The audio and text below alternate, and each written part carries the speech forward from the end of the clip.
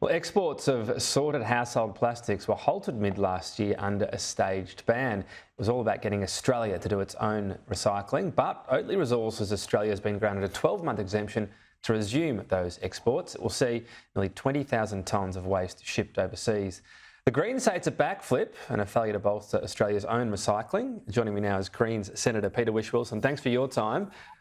In the short term, this seems like a pretty logical call. It's either it goes overseas or it goes into landfill. Isn't this the better of the two options? I think it's very frustrating, Tom. It's basically capitulation, waving the white flag. We've had 7 years now where we've had time to plan to do our own recycling.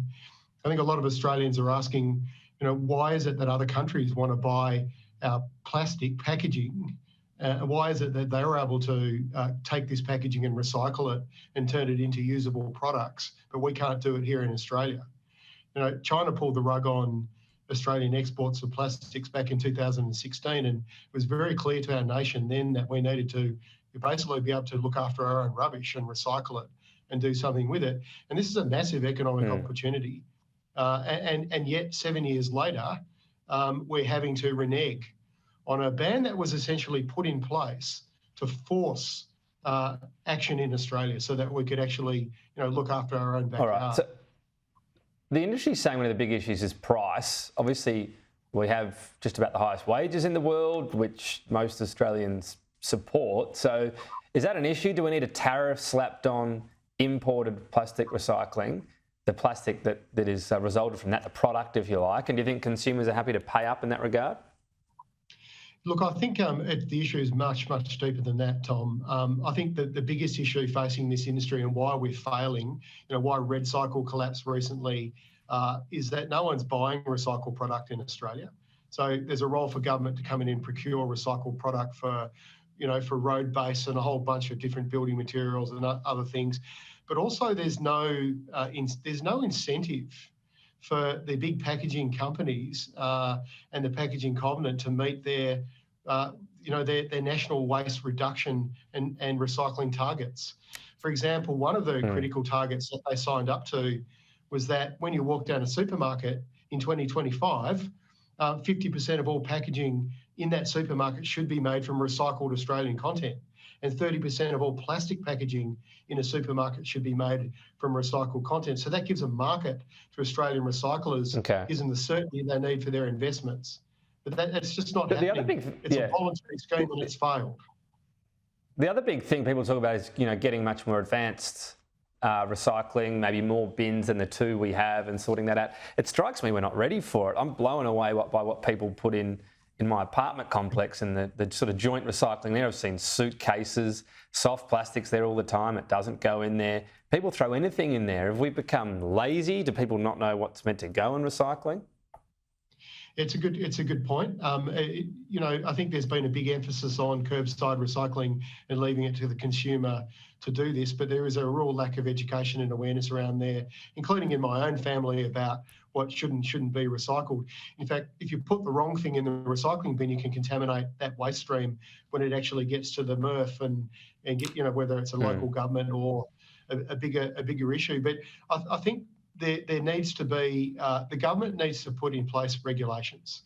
Like they need to regulate, so that companies do change their design. So they design things for the end of life, which is your circular economy principles. I personally support putting Australian-made content in recycled plastic packaging rather than importing it. I think we should be supporting Australian industry. Tom, I don't know if your listeners are aware, but the recycling industry in Australia, the waste industry employs about 60,000 Australians. It's bigger than the mining industry. It's a really important industry. And they have been calling on the federal government to put binding, legally mandated targets on our waste packaging, all our big targets for 2025 that are failed. It does seem like it's somewhat broken. Anyway, look, I do want to get to one other topic with you, if I can, Senator. Stage 3 income tax cuts.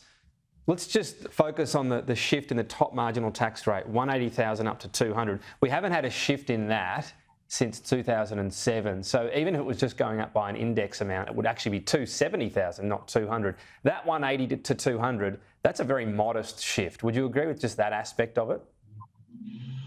Well, look, once again, this debate is much bigger than looking at bracket creep or a shift in marginal tax rates, Tom. You know, as a politician, as someone who's paid more than $180,000 a year, I don't feel like I need the extra $9,000 plus that I'm going to get in my pocket, and I generally feel that there's bigger priorities for our country and our treasurer and this government than spending. I think the new estimate for the tax cuts is $313 billion cost to the Australian public. This is all about priorities, and while we could have a discussion about some technical aspects that may be suitable for some people, I think that the bigger question here is what should we be spending $313 billion on now? And if you ask me that question, just on that, let's talk about that figure. Give it to someone who needs it more than me. Let's talk about that figure. That's a 10-year figure, which makes it sound pretty big. The annual figure for those earning more than 180,000, for example, is $9 billion. That's significant money, but it certainly sounds a lot smaller than 313. And the other aspect is, because we've had your party come out this week and say tax cut prices blowing out. Well, the main reason is because we're getting more tax receipts, and for every $1.7 billion this tax cut costs extra, the government's actually getting a net $18 billion more, i.e. it's more affordable because we have more money to spend on other things. Isn't that the other aspect of this cost issue you're talking about? I think the cost issue we need to be focused on is opportunity cost. What is the opportunity cost of spending $313 billion on giving mostly wealthy people a tax cut? People like me, politicians, you know, maybe many of your viewers, Tom. I don't think that's what we should be allocating the money for. I think there's other priorities. But less than half of it goes to those on more than 180. That's the other factor of this. Tax cuts, the opportunity cost is every dollar we spend on giving wealthy people like me a tax cut who don't necessarily need it, when there are people out there desperately calling for example, a raise in Newstart, more than $40 a day. I think they got, $2.85 at the last budget. It was announced last week. When that's not enough to even buy, you know, buy some groceries or even a coffee. I mean, I think it's all about priorities, and I think we can invest in people and we can invest in better healthcare. We can invest in looking after the vulnerable in our community. I think that's what we should be doing. Got to leave it there, Senator. Thank you.